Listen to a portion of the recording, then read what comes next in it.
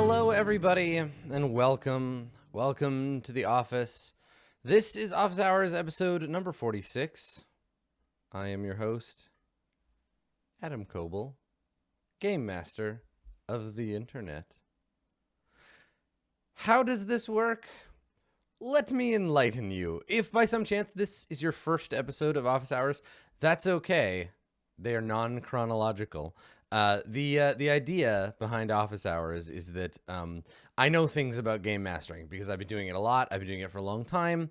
And perhaps there are things that I can share with you about my experiences that will help your table go better. So what you've done, or someone very much like you, is go to my website, www.adam-coble.com, and you've filled out the Office Hours form. You've recorded yourself asking your question. And now I'm going to answer it. Well, maybe not your question, but a question like it. Every week we answer 3 questions, and we discuss a little bit about the topic of the questions. Sometimes the question is just a prompt for me to rant about something else. I'm going to get a little ranty today. I warn you, this is not going to be a salt-free episode. I'm going to get a little salty. I hope you've prepared yourselves. Hi Adam. A friend and I have played some 2-player tabletops together, and we're planning on starting a more lengthy Blades campaign. We've decided together that I, as the main GM, will create and control a PC as well as maintaining the rest of the world. We feel that Blades offers the players a lot more control of the narrative, making this a more optimal game to try. Have you seen this done before? Is it a viable way to play? We've agreed to metagame as little as possible, but what other problems might we encounter? Thanks. Oh, okay, Stumptown. All right, Stumptown 1023. I think that 2-player RPGs have as much or as little success as any other, really. Like I don't think you have to have 4 players to a GM as some kind of like ultimate ratio to make a game work. I think that so long as whatever you're doing has both players buying in and you're playing the right game that supports you in doing this, you can make a game with 1 GM and 1 player work. It's possible. That being said, stop it. Stop what you're doing. Like, full stop. Don't do this. This is a terrible idea. No. Just put the role-playing game down. I know I'm being harsh. And it sounds like, here's the thing. We're constantly being told by role-playing games and by other GMs that we can do whatever we want, that the GM is the ultimate authority, and that RPGs are just a framework for having fun, and that really tabletop role-playing games are a limitless game experience, blah blah blah blah. You came here for my advice, and my advice is fucking don't. And I'm going to explain why. And we'll talk about the kinds of pitfalls that this sort of gameplay creates. And then once I'm doing that, if you still think that you know better than I do, and frankly, it's you and your friend and your table and your game, and yeah, you actually do know better than me, but you're asking for my advice, so I'm going to go ahead and talk to you, and then afterwards you can do whatever feels like the right choice. First of all, and this is great, I knew this would happen, as I played the audio for this question, the chat was full of emotes, everyone's favorite confused emote, because there is a trope in play, in tabletop RPGs called the GMPC, which I don't think is exactly what's happening here, but it contains a lot of the same problems and feels like there's some overlap. So let's talk about the GMPC. So the GMPC is usually the situation in which there's a group of players following the rules, right? Group of people at the table following rules, and these people have created characters and they're portraying those characters in play. 1 player at the table is not following the rules. They are bad player. That player is not following the rules. They have a separate set of guidelines to follow, responsibilities to take care of from the rest of the players, but they've decided that they want in on the fun of the other player's job too. So they made themselves a character and they're going to come along for the ride. This is a fucking stupidly bad idea, done for a variety of reasons, right? Sometimes the GM just wants to get to be a hero too.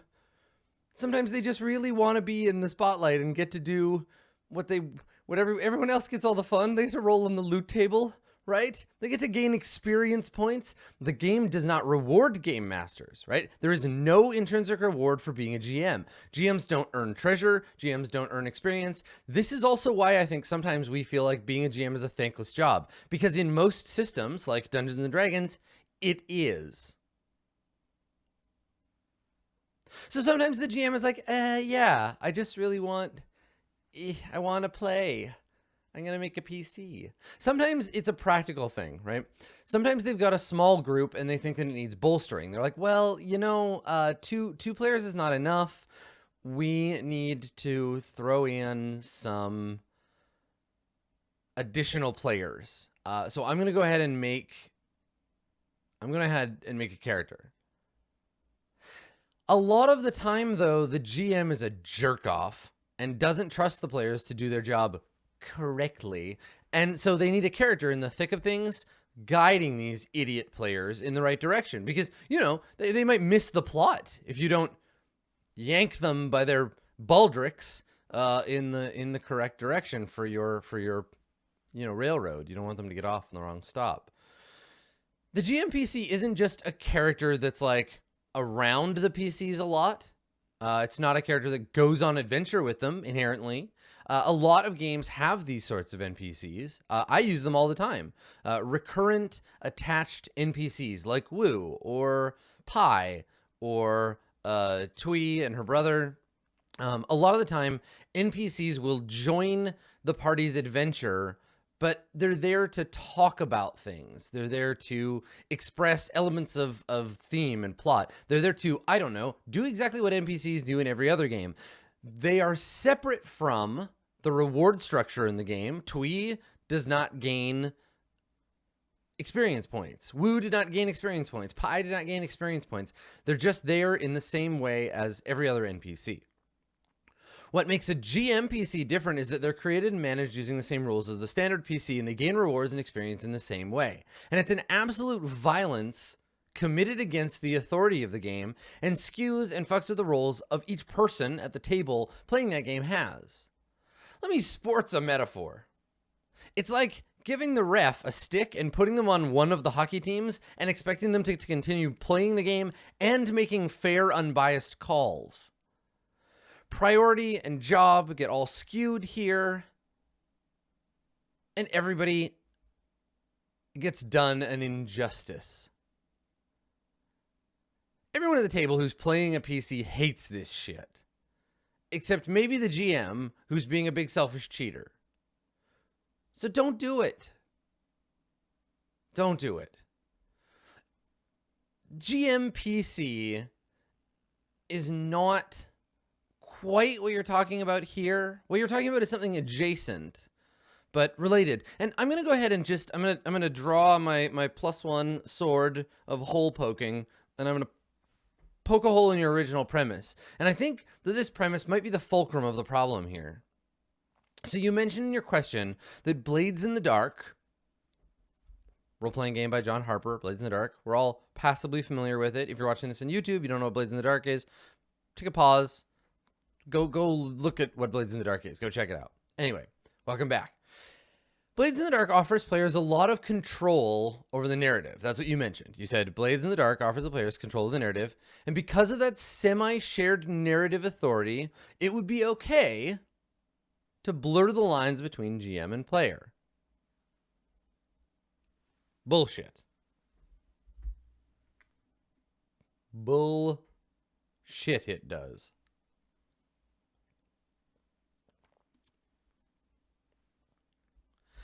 Like, I think Blades does opportunity, it does opportunity well in the sense that the GM can turn to the players for their input about certain things. But it really is very traditional in terms of ultimately who is in control of what. It's more traditional than, say, Apocalypse World, in which the GM is specifically encouraged to let the players fill gaps in the narrative when they're uncertain or don't have a specific investment in the character's answer. In Blades, the GM has a job and the players have jobs, and honestly, it doesn't let the line between the two blur at all. And this is because the game is designed that way. It's a part of John's design and part of what makes the game work. And you're going to be fighting that design and all of John's hard work if you violate the authority barrier. If you're listening to this and you're thinking, well, no, Adam, actually, you're wrong. I would love to hear your interpretation of the rules that illustrate the narrative authority space that way. I don't mean that in an arrogant sense. I don't mean like, well, show me in the book. I mean it in the sense of like, maybe you're interpreting something in a way that I'm not, but I've played a fair bit of Blades, and I have never experienced that where I feel like I have control over the narrative outside of picking what actions that I do or what heists we pull off. So I don't know. I think the GM plays a character thing is a bad idea in Blades, just like it would be in Dungeons and Dragons or Dungeon World or whatever. You're the GM. You've got a job to do. So do your job and play something else with your one player, right? Play a game that does two player. Okay. Play Burning Wheel, play Breaking the Ice, play Murderous Ghosts. If you really want to play a PC, then take turns GMing, but don't try to do both at once, or play something totally GM-less. Play Microscope or get Fall of Magic on the table. Here's the thing that really underlies all of this. The thing that calls out the problem inherent in the GM trying to do two jobs at once. And I'm going to probably mangle the name of a friend, but I don't hear it pronounced that often. It's called the Czege principle. Paraphrased, because I want you to go look it up, spelled C-Z-E-G-E. I want you to go look it up, because Paul wrote more about it than I'm going to go into here, and I think it's really interesting.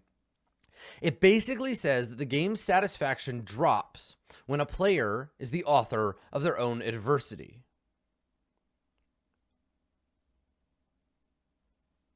Say it again. Satisfaction drops when the player is the author of their own adversity. Apparently it's pronounced something like Sega. Okay. Paul Czege.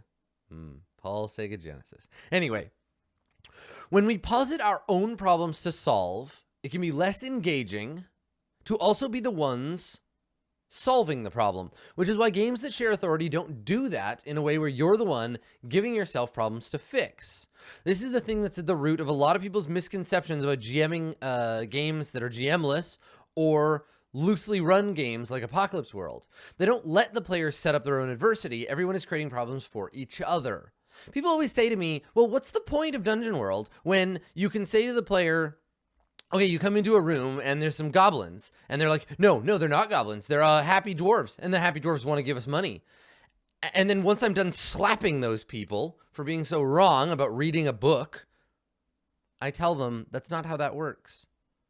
The authority structures are still very clear. And in fact, in a GM-less game, the authority structure has to be stronger because we can't rely on the normative structures we expect from a game like Dungeons & Dragons. So if you're trying to be both game master and play the game, you're not only fucking with the mechanisms of play, but you're right smack dab in the middle of violating the Sega principle. So don't fucking do it. Don't do it. If you want to, you could rewrite Blades altogether into some other thing that doesn't have a GM at all. And that's pretty much your only option if you want to play Blades with two players in this way. Just redesign the whole game. But that's okay. If you don't want to do that, don't lose heart. You can play other games. There are loads of them. People love giving suggestions about what role-playing game you should play. Ask around for two-player games. I mentioned a few earlier in the episode. I'm just saying that in my experience, what you are describing is a terrible, bad, shitty time waiting to happen. unless you do some very serious work. This isn't a question of just not metagaming. If you're looking to play a game completely opposed to the way it's written, you're breaking a warranty, and all bets are off. So go out there, find a game that's a better fit. Don't mutilate blades in search of something that isn't there, unless you plan to mutilate blades so much that it's a whole new game. Because I think there's a market for a GM-less version of Blades in the Dark. Maybe that's your calling. Maybe that's what you should do. Hi Adam, I'm Nick, or PyroNerd on pretty much everything. I've been running Apocalypse World for my friends for the past several months, once per week, and we've been having quite a bit of fun, but I've started to notice a bit of a problem. My players come from the D&D tradition, and thus have solved most of their problems by shooting them in the face. Fine on its own, considering the setting, but my response to their murderous tendencies via the threats I've created has usually been more violence. It seems natural, but this has kind of started to spiral out of control, to the point where our Skinner gets to do almost nothing for sessions on end while the bullets fly around him. The problem is further compounded by the fact that the characters are either fragile little butterflies or unstoppable killing machines with no in-between. I've talked to my players about this issue, and the Rambos seem more than happy to step out of the spotlight, so the responsibility now lies with us to drag the narrative out of this explosion-filled hole. So my question is, how do I respond to and challenge player violence in ways that aren't just meeting force with force? Thanks, and have a great day. It's funny, this is a pretty common problem in a lot of games. I don't know that I've ever run into it with Apocalypse World, though Apocalypse World is full of violence. It definitely has a lot of that. That's definitely a real thing. So I don't know. I think with Apocalypse World, it sounds less like the violence is the problem and more that you have one player who is behind on their violences. And that's not okay. That's an imbalance that's tricky. So, like I said, I've never heard this problem with Apocalypse World. It's fascinating that you're running into this problem, but also, like, I'm sorry, that sounds like a bummer for you and the Skinner, and maybe for the Rambos. We'll see. I think on the plus side, you've taken the best first step you possibly could. You talk to your players about your explosion hole, and everyone is on board to fix what you perceive to be a problem. So with that in mind, you're done, right? Like you've solved the problem here. They're all gonna either change the way they play or make new, less violent characters. The thing about role-playing games is that while the GM is the creative director and gets to kind of nudge and manage, create backgrounds for the PCs to mess around with, they're working with their own creative urge plus what the players give them. And if your game has a legacy of brutality already and the characters in it, save your poor, lonely Skinner, are built and engineered for that, you're going to have a really hard time putting the USS fuck shit up in full reverse. So I say burn that mother down. Like, bail out on the campaign right now. Just leap out of this burning car and let it fly off the cliff. Or take a session and have one last horrific blood-fueled orgy and then put the campaign to bed. I'm not saying you can't or shouldn't rehabilitate the campaign, but you're playing Apocalypse World, not Pendragon. You're only really meant to be playing 10 or 12 sessions before people start hitting their big advancements anyway, right? Game starts to come to a close. The halfway point between suffering through and bailing out, if you're not ready to pull that ripcord, is right there in the rules. Advancement allows players to create new characters and retire their current ones. So if you want to kind of guide into a second, less brutal season with the same world, say you're really invested in this stuff, just tell your players that, have that conversation you've already had, and then guide them away from all the murder fucking whenever they're able. So when that advancement comes up to make a new character, have them make a less batshit one. And eventually, sooner or later, you will have a new cast, and the Skinner will fit in a lot better than they did before, and you can try continuing to tell a new story in the same setting. The story then can pay homage to the violence that came before, but if that's not the game you wanted to play, you can now move into another one. Just using the mechanics of the game. You don't have to do anything serious, right? That's what I would do. Otherwise, if you burn it down, just quit, because you can. It's not a big deal. Start a new game. Now, you asked specifically about responding to violence and challenging players, so I'm going to speak to that. Now, remember, you're playing Apocalypse World. Your job is not to challenge your players. This isn't Torchbearer. You have a list of principles. I'm putting on my admonishment hat here. Get ready to be admonished. You have a list of principles. You have an agenda, and there's nowhere in there that says you have to challenge the players or their characters. All right? Don't do it. You're not challenging them. You're portraying the world as it is. You're going to follow the rules that Vincent set down for you. You're going to play the game. If the players are rip-roaring their way through obstacles, it's because they want to do it that way. If you and the Skinner are having a bummer time, maybe you're the problem here, kids. Anyway, I don't want to tell you that your problem isn't a problem, and I do want to actually offer some productive advice at some point during this episode. So here's what you want to do. Give the players things they can't murder. Put problems in front of them that just aren't killable. And I don't mean they're invincible. I don't mean like, haha, bullets bounce off of every part of their chiseled body. They're just too tough to die. I mean, present them with NPCs whose dismemberment would be social, moral, or ethically difficult.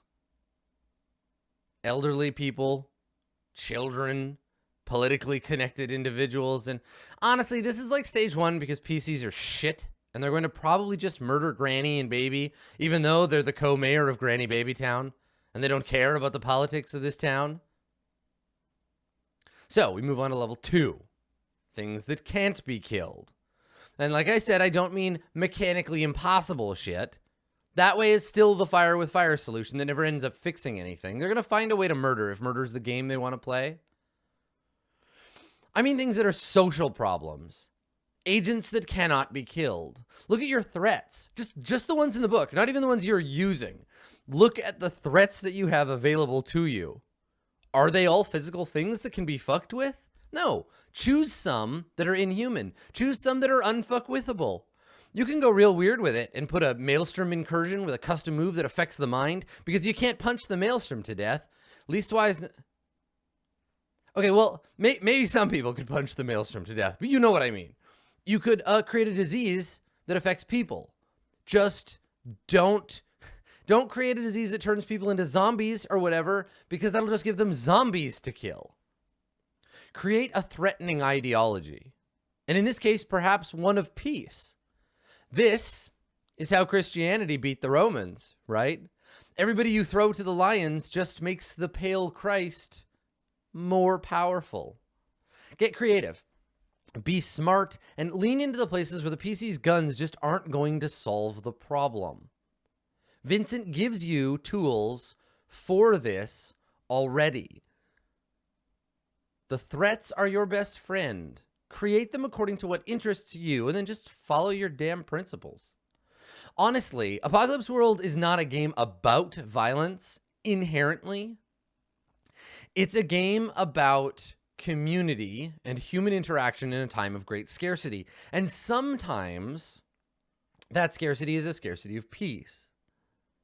You're going to get a lot of mileage out of social in-fiction punishment for being insane murderers, right? When the community who fed you exiles you to the waste, what are you going to do? You're going to go to war with him? You're going to kill all the farmers in the area who know how to grow the crops in the dead lands? And then you'll starve. So good fucking luck.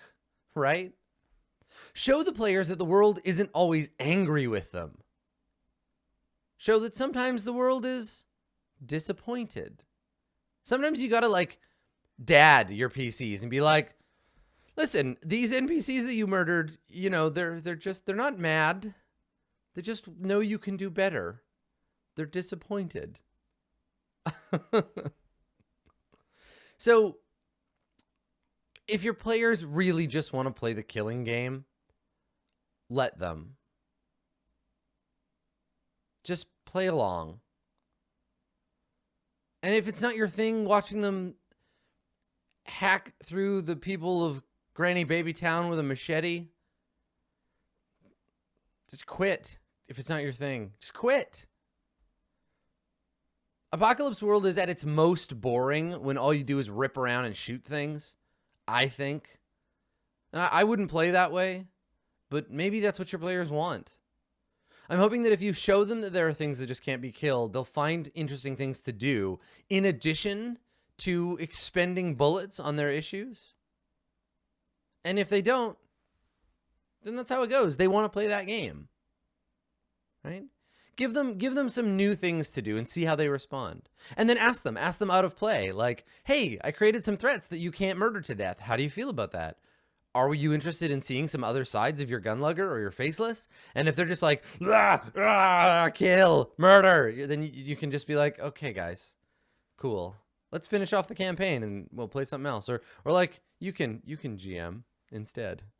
I hope that it works out for you, however you come to your conclusion with this group. Hi, Adam. I'm running my first campaign of Burning Wheel. We're a dozen or so sessions in, and I'm finding that while we've started to be pretty competent with the mechanics, our sessions still feel like they drag a bit. How do I push things along so the pace of play feels more active? I don't want to get bogged down in slow and or mechanically involved scenes, but at the same time, I don't want to deprive the characters of low obstacle checks to facilitate their advancement. Thanks in advance. Avi the Jackal.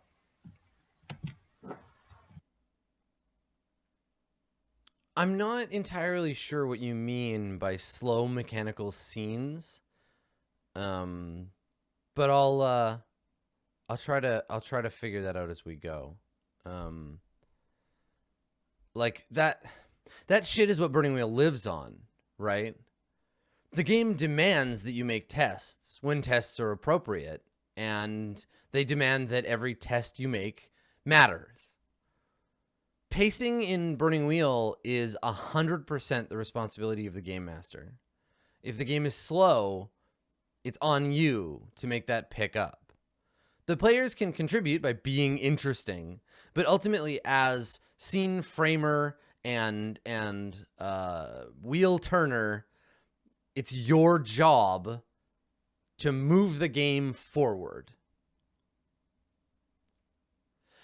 Part of learning how to do that is to know when to use a duel of wits over a simple test, or when to fight instead of have a bloody versus. That's one thing. Part of that is learning that, right? Knowing how to make tests matter. And making tests matter comes down to a few things. And we start with intent, task, and result. When a player wants something from the game, it's your job to clarify their intent, give them a task, which is to say the skill to roll and the obstacle of the test, and then tell them what happens when they succeed or fail. Every single time that this happens, the test should be tied to something important. How do you know that it's important? Well, the players want to make the test, and the players, if they're playing their characters correctly, want to earn Artha. So the test is likely connected to a trait, a belief, or an instinct, and we'll come back and we'll talk about those in a second. Your job here to make it move forward is to give the results of the roll to the players and present the next thing ahead of them. Whether the test is something cataclysmic, an Ob-10 resource roll to finally obtain the ship you need to ferry your troops to war, or smaller, making an oratory test to convince your moneylender to rethink his usurious ways. There absolutely needs to be something that happens next. If you can't think of the next thing to happen, you're going to need to spend some time getting a handle on your overarching guide, the situation. And when I'm talking about Burning Wheel and I use the words, the situation, I want you to hear that capital S, situation. Remember, the situation you posit to your characters in the game, or to your players as they create their characters in a game of Burning Wheel, it isn't just there for character creation context. It's the thing that constantly guides you forward. It's literally what your game is about. So when you're at a loss for how to pace the game forward, think about what serves the situation next. How can you tie the current action back to the situation? If you're doing things in the game that are not tied to the situation, you're all doing it wrong. Right? Side quests that are not connected to the situation are irrelevant. The characters shouldn't be doing that. They should be pursuing their beliefs. And their beliefs are tied to the situation. So it all serves the greater good, which is to say, keeping your narrative on track. In the moment, though, as a GM, being intimately familiar with beliefs, instincts, and traits is a part of your job. So knowing what makes your characters tick is going to help you when those roles come up. Because in this game, unlike Apocalypse World, your job is to challenge, poke, and prod at your players to keep the action going. So what I do when I GM the Burning Wheel is try to find places where beliefs overlap, and more to the point, engineer those places by encouraging the players to overlap their beliefs. Then I just spend the entire session pushing on that. It allows me to put pressure on more than one character at once. For example, if Vladimir the Butcher wants to kill the Deacon, and the Deacon is responsible for Ludmilla's reputation as a hero of the people, you had best believe I'm going to leverage the Deacon like crazy. The Deacon is going to be a big part of the game. Because it's tension, it's pressure. I think this question might be a bit of a blind spot for me because I'm having trouble answering it in any greater depth because it's just never been my experience that Burning Wheel does anything but rip forward, nearly out of control at all times. However, if we all just went about our lives treating other people's experiences like they didn't exist, we would be shitty human beings. So I'm gonna try to imagine a world where the mechanisms are a source of anxiety around slowing the game down, because you're telling me that's your experience, so I'm gonna listen. You mentioned that you have a good handle on the experiences of playing the game. You have a good handle on rolling the dice and knowing what's going on. Your players have learned, you've played a dozen sessions. So I'm not sure what to say about that, except that the mechanisms matter. So don't shy away from engaging them and from making tests. I think the thing is, like, a lot of people get worried about the subsystems in the game, the complicated systems like fight or duel of wits or range and cover. You can resolve an entire fight in a single roll. Same with range and cover, same with duel of wits. You don't need them. Don't engage them until you're ready, right? It took us a dozen episodes before we duel of wits. Because, you know, Burning Wheel, slow burn. It takes time. That's okay. Take your time. And if you want to get some practice in with the mechanics, just find the player that's most likely to be engaging in that mechanic with you and sit aside with them and play those mechanics, right? Have a little practice fight. Have a little practice duel of wits. Do it to learn the rules so that later, when it's time to bring those in, you'll be ready. Now, I'm not saying that you should ever ignore duel of wits or fight or range and cover. They're very important. They're meaningful. They fit into the reward economy in a very specific way. You have to play with them. You cannot ignore them. I'm just saying work your way up to them, but don't set them aside. I'm going to say it again. Don't not use fight, duel of wits, range and cover just because you're intimidated by them. They belong in the game. I think the thing here is that the mechanics of every role-playing game ever written matter dramatically. They are a big part of the game. Even games with very few rules are guided by their mechanisms. The fiction is formed by the rules, and the rules matter, and I don't care what Chris Perkins says about it. If you're still finding yourself bogged down by the rules 12 sessions into Burning Wheel, you're going to figure out where the problem lies. What exactly is slowing you down? Some common things are players don't know what to use to, they don't know how to advance their characters, right? Like that's a thing. They're going to have to learn that. There isn't really any way around that. Make a note of your tests and then come back to it if it's bogging you down in play. Players you might have a hard time deciding what task is appropriate for the intent, right? You'll learn that as you read the rules, but also just go with whatever feels right at the time. Players might argue. You might say this is an oratory test. They might say it's a persuade test. It's fine. Get over that argument, right? Learn how to adjudicate those things. But most of the time, the first thing that makes sense is the thing you should go with. You might be having trouble thinking about how to advance from a failure or a success in a test. Usually success is easy because the player gets their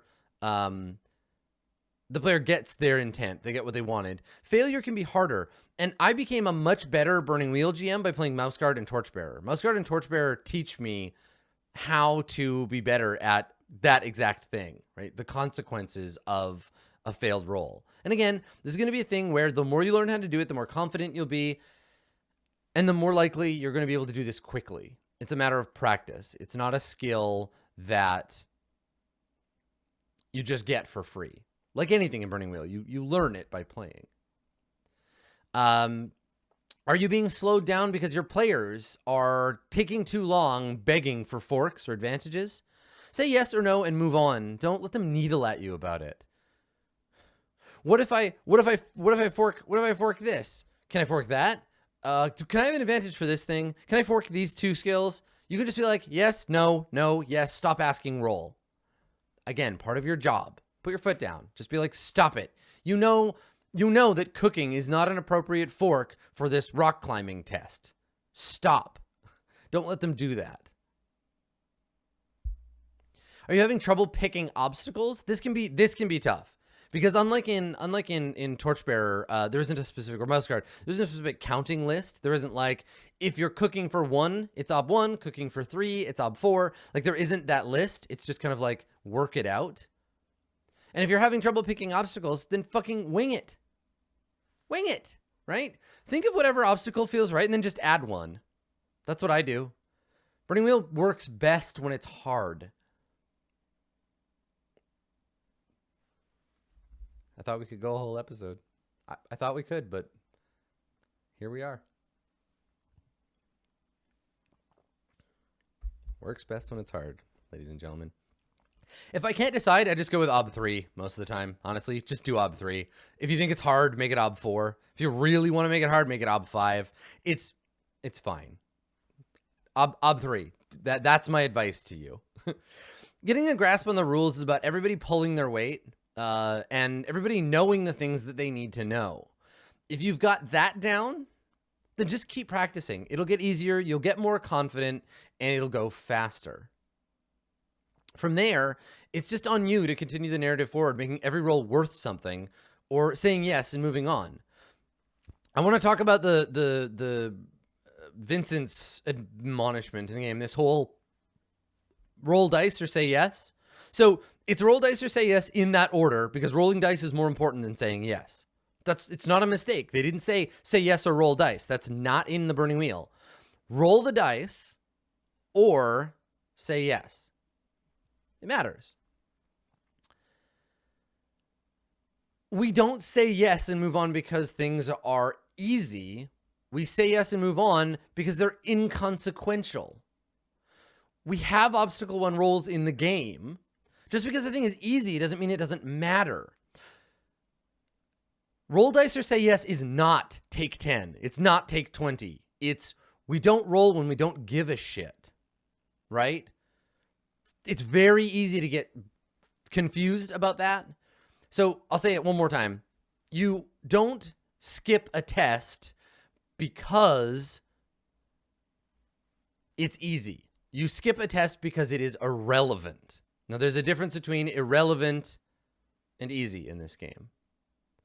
So whatever, making obstacle 1 rolls it's a part of the game. Let them make those rolls. But only if they care about them, only if they matter. Keep the situation in mind, incorporate and pick at their beliefs, instincts, and traits, and you'll work it out. Don't be afraid to pace aggressively. Put the players where the conflict is, and then just let them do their thing.